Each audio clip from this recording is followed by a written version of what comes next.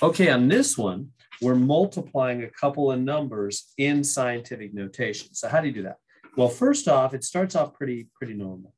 I think you naturally know what to do. You just multiply those numbers in the front, and I think you know what to do with the powers. You add the powers, right? That's not anything new. You know, like if you have x squared times x cubed, that's x to the 5th, you add the powers.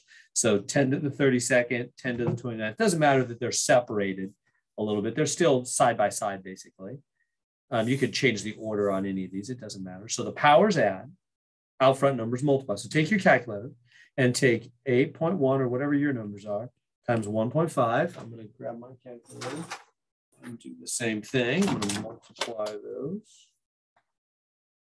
And I'm getting 12.15. And then you add the powers.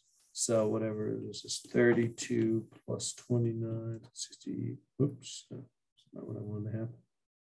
61, yeah, 61. Okay, so now we're not done though, and that's not our final answer. We have to do one more trick. This is the part that tricks people because people feel like, well, I'm done. Why aren't I done? Because this is not scientific notation. Remember, the decimal is supposed to be after the first digit. So let me write that. The decimal is in the wrong spot. We must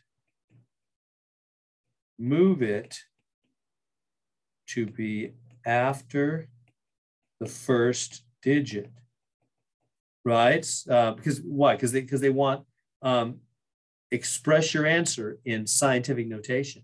Scientific notation means the decimal's after the first digit. So then I've got to take this and I got to move it left one, so it'll become 1.215. But if you make that change, you have to change the power as well. What did I do? I just made it smaller, right?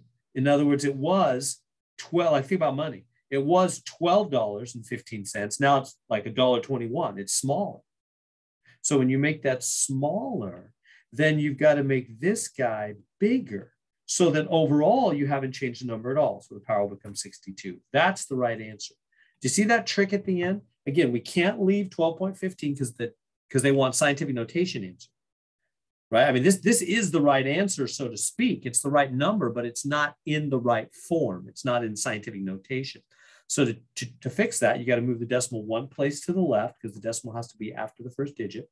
But in so doing, you make that number smaller, right? When you go to the left, the number gets smaller. So then you got to make the other part bigger. 61 becomes 62. So that overall, you haven't changed the number at all. The overall total number is still the same as it was before. It's just looks different now. That's what we're doing. We're making it look different without being different. I always call that plastic surgery. Don't remember, you're removing the wrinkles, but it's the same value it was before.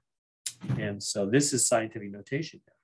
This part got smaller, this part got bigger, so overall the number didn't change, and now it has the right look. The scientific notation look where the decimal's after the first digit.